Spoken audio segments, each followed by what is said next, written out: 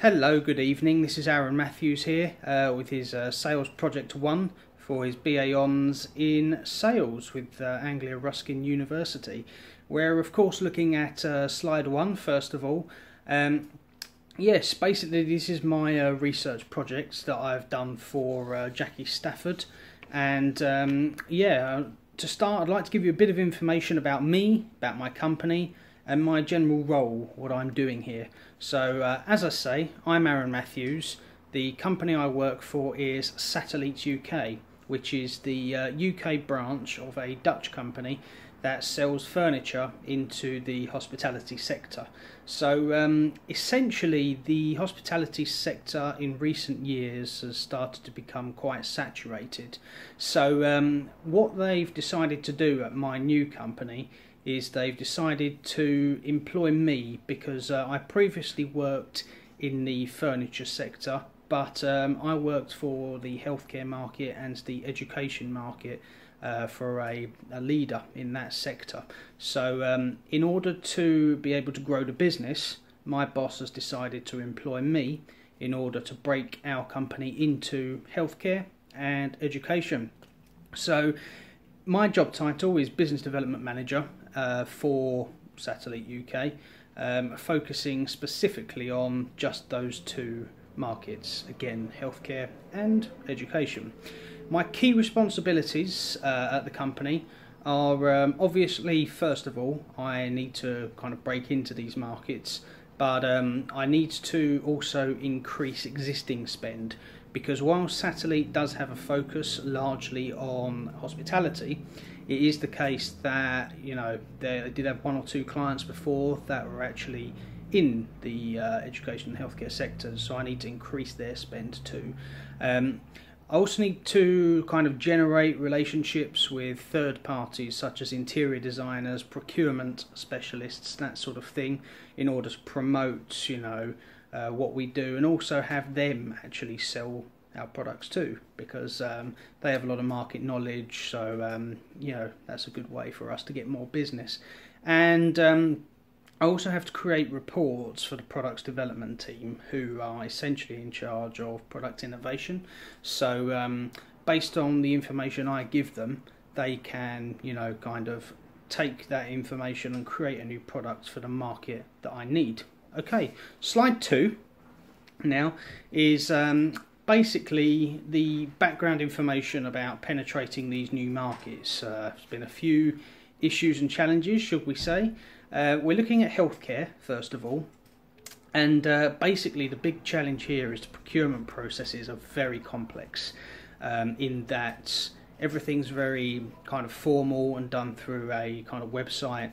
The NHS, for example, you must go through all of their formal procedures, and in order to do that, there's a lot of industry red tape. You need to fill out pre-tenders, you need to do a lot of paperwork before you even have a chance of selling to the NHS. So a bit frustrating for me at the moment. The NHS contract has already been given up to a company, but I think 3 different companies. Obviously we're not one of them, and we have to wait 2 years before we can apply to get on it. So essentially the NHS is out of bounds at the moment for me, so I won't be getting a lot of business there, probably only from charitable funds.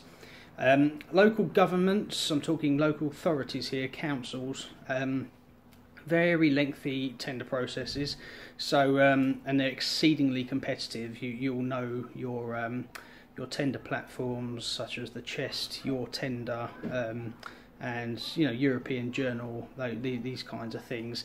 There's obviously, being new, there's a lot of pressure on me to sell now, but you know, also it's important to get these tenders and things done, so I'm having to kind of weigh up where I prioritise what I'm doing, really.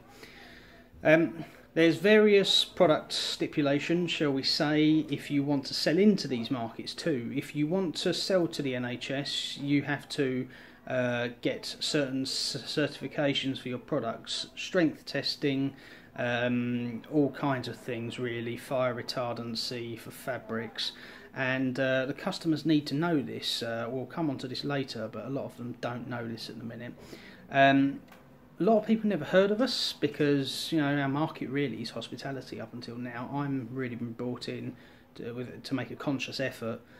All efforts before to get into these two markets from Satellite UK haven't been successful. So yeah, essentially the sales materials kind of presentation is well, it's incredibly, you know, at the moment it's just one great big thick brochure, and essentially when you look at it you don't know if you're in the education sector or if you're in the healthcare sector what products are good for you. So this is something we're going to need to look at.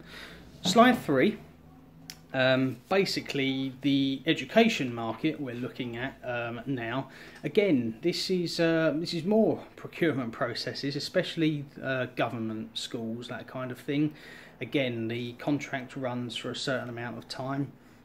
This one we've got a chance of getting on at the end of this year, so I'm going through the paperwork now with a fine-tooth comb, and yeah, you need to get kind of your construction line certificates. Despite not being a building contractor, it's sort of, you know, a few more industry red tape that you have to go through, but you know, everybody has to do it. I'm not the only one. So also in education what you'll find is there's a lot of irregular procurement patterns. What I mean by that is basically, shall we say, some people follow very strictly the government guidelines for procurement, and other schools don't. They kind of do their own thing. So it's not one size fits all approach. You have to take every case on its merits. So we've got these rather faceless government departments that don't really help you much in terms of your what you need to put down, or if you have any doubts in what you're writing. So yeah, quite difficult, but again, I think this is where we'll make quicker strides as opposed to in healthcare, because the contracts are a bit more imminent. So also again, a lot of people in education haven't actually heard from us yet, or heard of us, should I say. So that again, you know, got to get the word out there as quick as possible. Same thing with the sales material.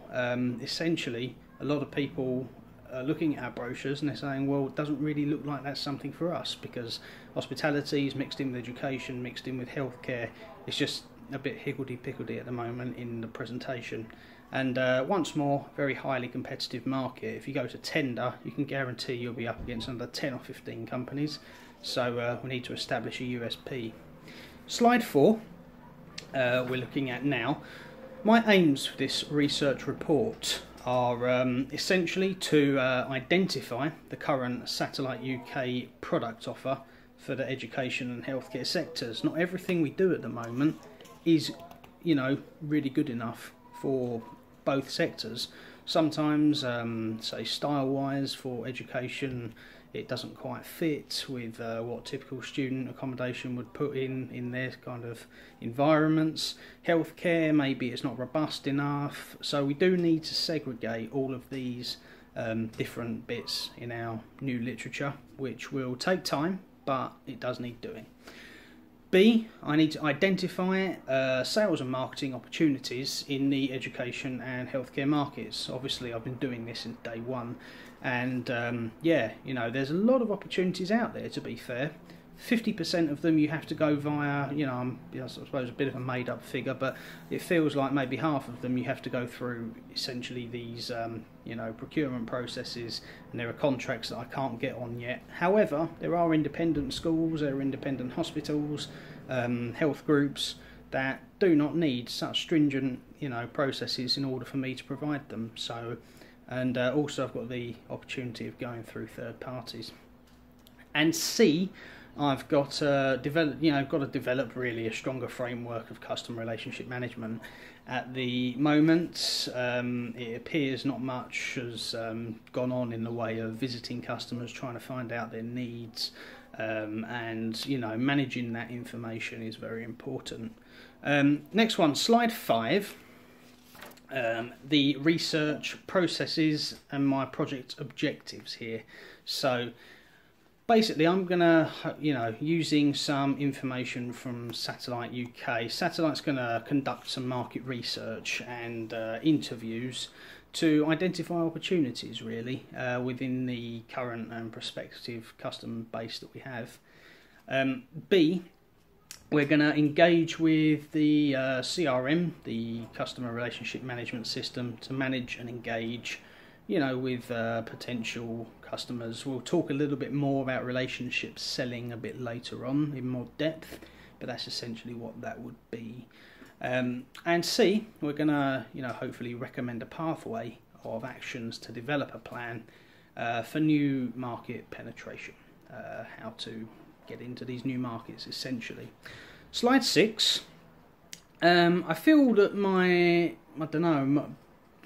PIE's challenges, should we say, the key challenges are, doing this research. Have I picked the right topic? Are we using the correct methodology in order to try and get where we're going? So I'm also a little bit concerned about the willingness of customers who don't know Satellite UK that well at the moment. I don't know if they're going to be willing to take part or take this research seriously. So the honesty level of participants, will they just scribble whatever to avoid conflict? They don't want to do the presentation, not the presentation, but the questionnaire, that kind of thing. And also dealing with the data, we've got to make sure, even if the research goes well, we've got to make sure we get some really good data, and that will be a key challenge to interpret what we have obtained from these people that have kindly taken the questionnaires. Slide 7. Basically, here we're looking at a lot of the prior already made models and theories from the experts in the field really. So as I talked about earlier, relationship marketing and selling is going to be of paramount importance in order to, one, increase the trade, and secondly, just get this custom base up. I'd like to start off with what Kotler, his actual definition of research is. So he says, Philip Kotler stated that the market research is a systematic problem analysis, model building and fact finding for the purpose of improved definition making and control in the marketing of goods and services. So that's what Kotler basically says this is. Now, taking that into account, I think going straight to the horse's mouth, as it were, and getting the information from the actual clients that we want to buy from us, that is the best place to collate this information. That is the best place for us to obtain data that we need for our business to be successful. Raveld and Gunrus in 1996, basically this is part of the Jobber and Lancaster textbook. They said it's essentially crucial to build these meaningful relationships with customers to the extent that they just become so loyal to you. And the only way you do this is through relationship marketing, really. So that's another bit of advice that I've taken. I just think that it's going to be so necessary for me to get my face out there, meet everyone, and that's how we're going to increase trade for Satellite.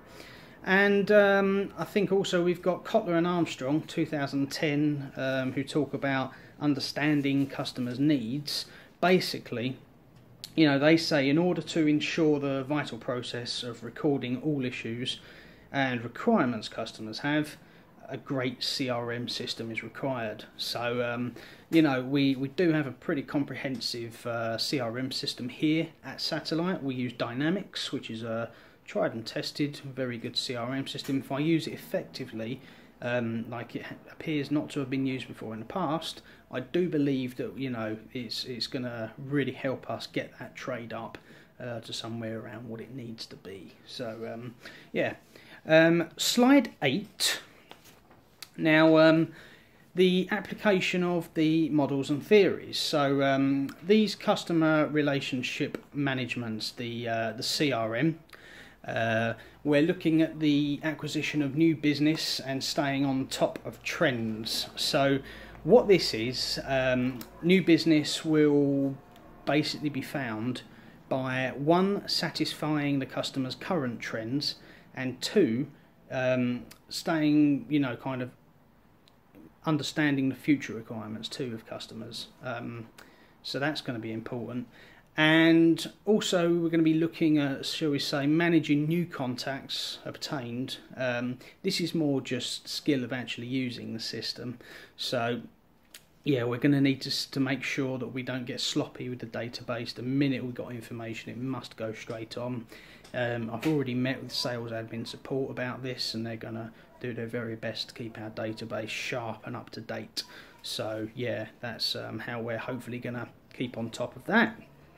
Now then, slide 9 we're looking at here is from the research findings. So as we know, we actually went in and interviewed and gave a questionnaire to 31 clients and end users. Now we're talking about the people you know, who are in the profession where the furniture sits. So we're talking about ward managers, we're talking about bursars in schools, that kind of thing. 31 have taken it. Ideally I wanted 50, but I've got 31, so that's what I'm working with. The results were disappointing, but I'll be honest, somewhat predictable. I kind of knew the results wouldn't be good for satellite because we're just breaking into these markets and we've had no success before.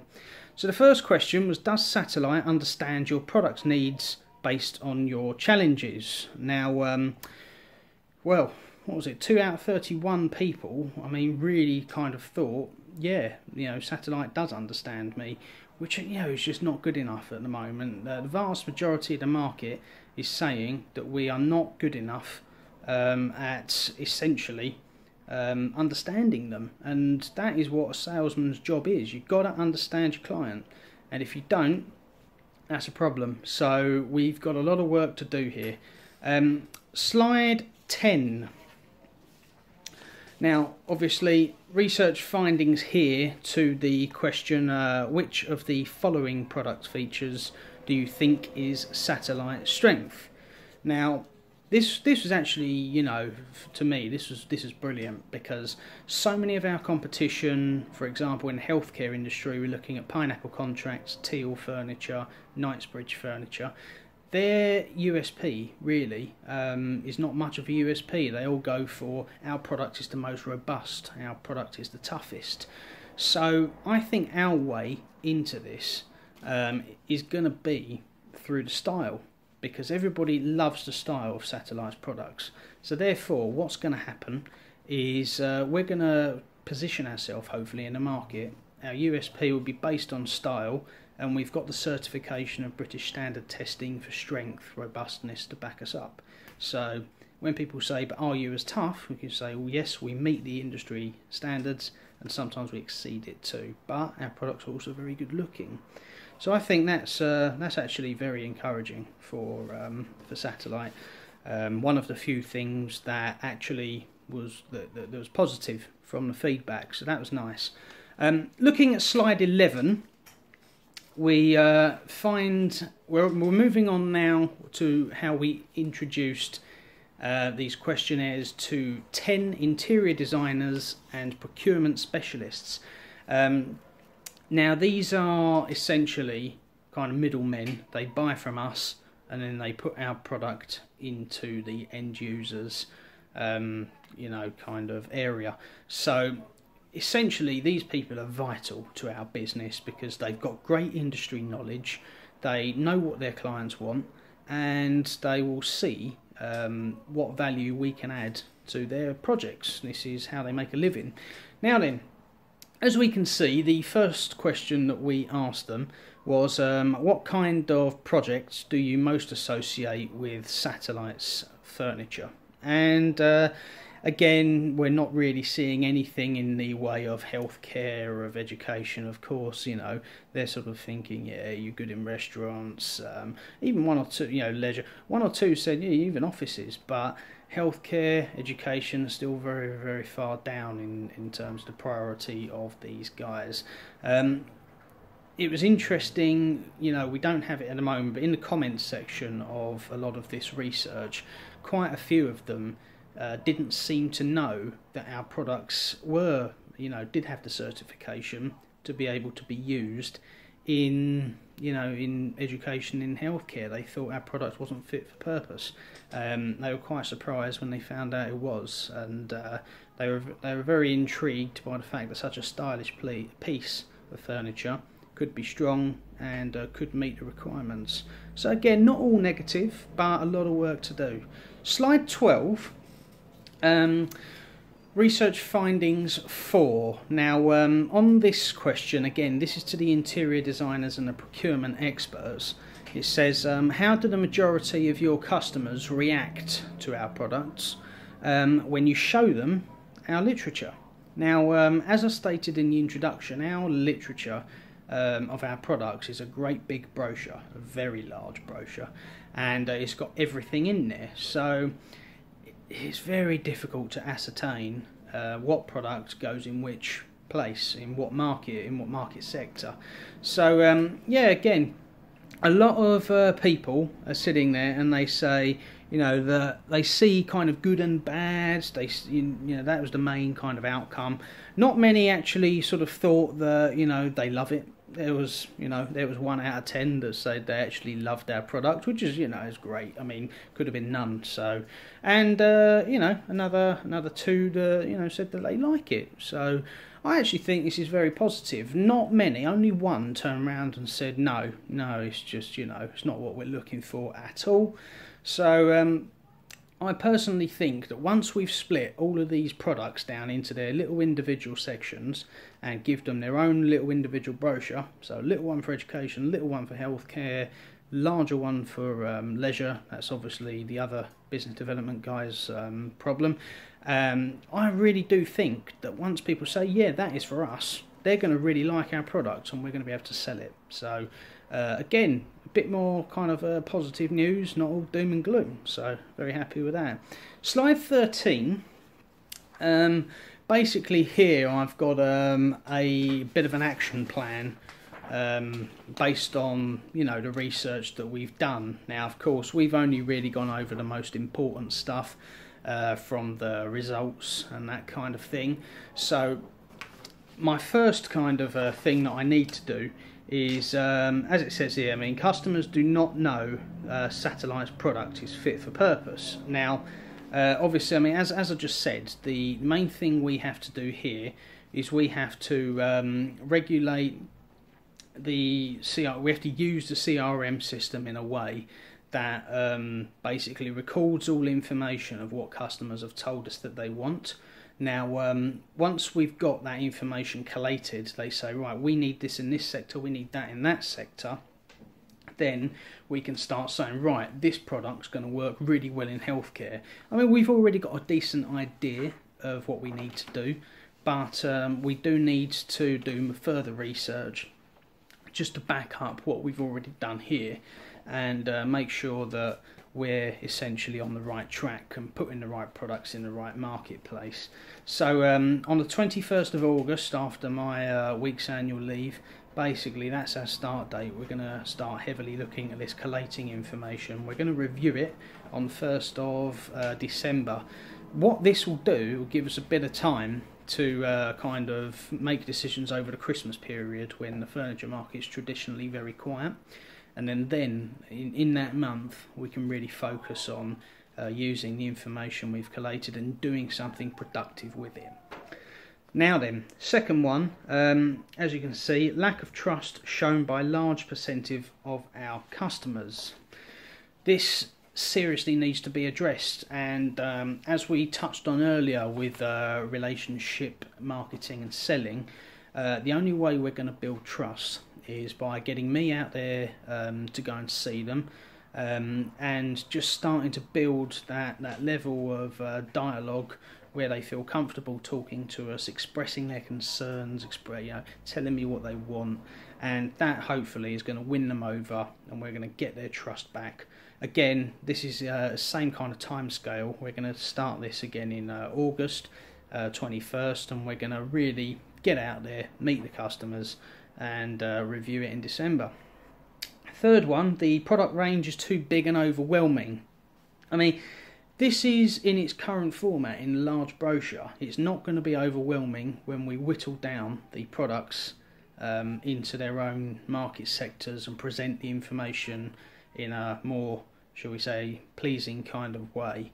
So I think this is a short-term thing. Once by the end of the year I've got my boss's full backing on this as well, we are going to, start making serious changes, get the website updated, get it all segmented, and what this is going to do is essentially just make things clearer for buyers. If you're looking for a robust piece of furniture for a learning disability client, you can go on a website and you know where to find him. At the moment that's not the case.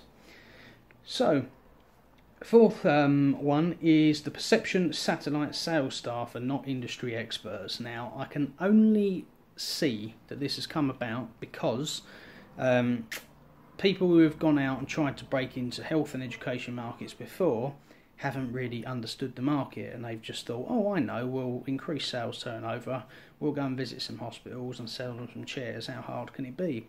Nothing worse than when a sales guy walks out and doesn't really know what he's talking about. So I think what we need to do here is repair any damage done before, where maybe people have gone out and perceived to have been not really much of an expert in their field. Luckily I have a lot of experience in these two fields, so I should hopefully be able to turn that around.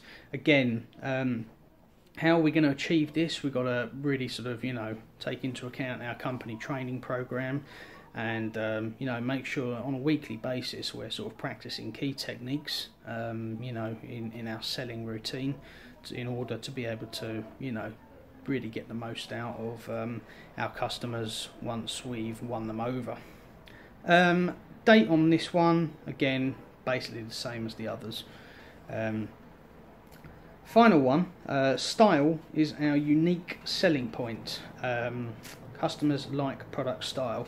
I think this is so key. So many people seem to market themselves so differently to satellite, and I think this is a great way for us to potentially penetrate the market. More so, I'd say, in education than in healthcare. But yeah, I think we are going to go in with a style-led product that is also strong. But we've got to concentrate on style. We've got to, on our website and our literature, we've got to push this as our key selling point, really. So again, 21st when we come back, we'll look at how we do that, and we'll review it in December during the quiet period. And the conclusion, my final slide, is 3 things that we really need to do. So building relationships is crucial. I've got to get out there, meet as many customers as I can, repair the damage done by, shall we say, predecessors with satellites customers. Got to stay organised. Any information that we get is absolute gold dust, and we must keep that on the CRM. Sales admin support, I'll be ringing through to them after every meeting, talking it over. They're going to be putting the information on the system while I'm on the phone to them. We're really going to, push hard to keep and stay organised. And we need to monitor our progress. So like I say, in December, when we do tend to go through an industry, shall we say, quiet period, we're going to be looking at how everything's going up until now. So that is it for now. Before the presentation started, I handed out a couple of blank sheets of paper in case anybody had any questions. There's only 2 people watching me, so any questions, guys? Okay, let me just take the. Oh, brilliant! Thank you. Right. Okay, so there's quite a few here. I'll do you one each. First one is: do you think you can adapt ranges by looking at the competition's products and adapting them? Yeah, interesting. Potentially could do. I think definitely we need to look at what's doing well with the competition's ranges, but we mustn't forget our own USP of style. So while it's important to focus on what the competition is doing, it's also important for us to be original and maybe a bit more groundbreaking in order for us to have success instead of just doing what the competition do. But yeah, thank you. Good question. Do one more.